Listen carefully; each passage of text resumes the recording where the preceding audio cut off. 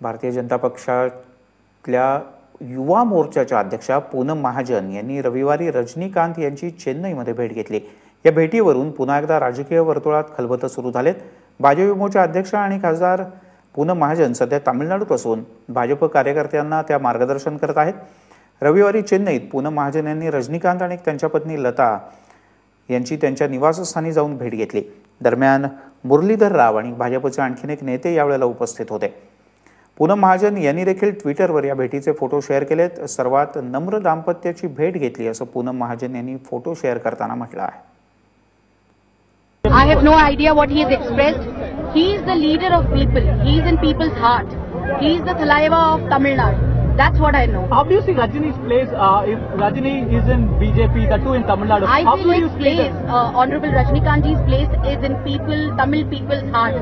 And that's the bigger space and bigger place than anything else, and I respect that.